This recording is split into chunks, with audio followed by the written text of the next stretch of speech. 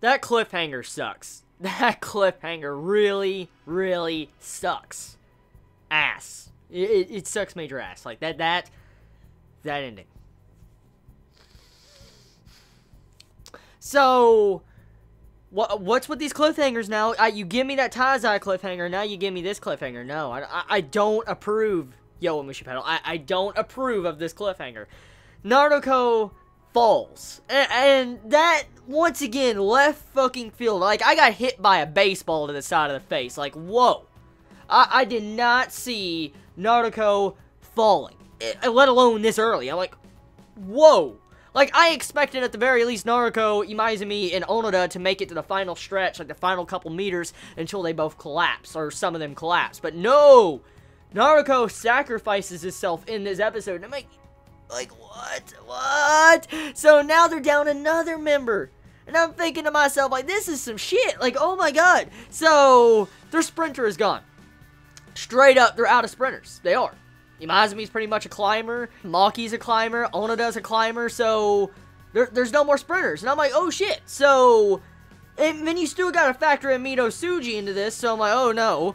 And then, Hakone Academy. So, yeah, this is some crazy shit. Like, this episode, I felt like Naruto was dying. I really felt like that. Like, when I was watching this episode and I got to the ending part, I swore to you up and down, like I swear to you right now, I thought that Naruto was dying. Because that's how they acted. I'm like, oh my god, is this dude dying? Like, you see him going blind, he's hitting a flagpole, he's hitting the side of the rail. I'm like, oh, he literally was going so fast, he was pushing himself so hard, he could not even see. Like, he couldn't get oxygen in his brain. Like, he was breathing so heavy, pushing himself.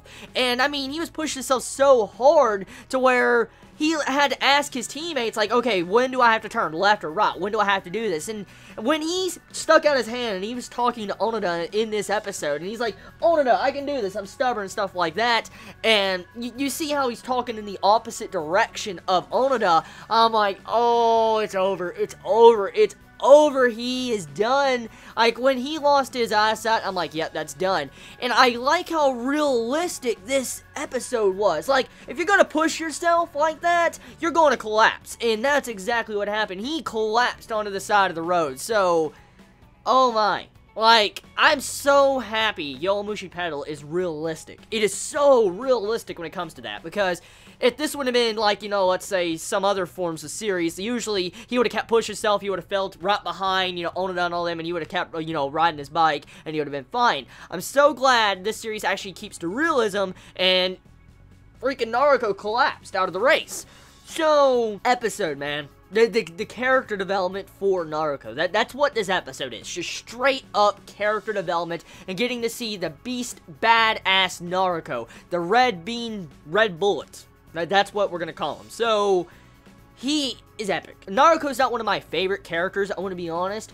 But after this episode, I cannot say I hate him. Like, I sat down back in my chair, and I'm like, I respect him. I fucking respect Naruto. He is that type of character I respect.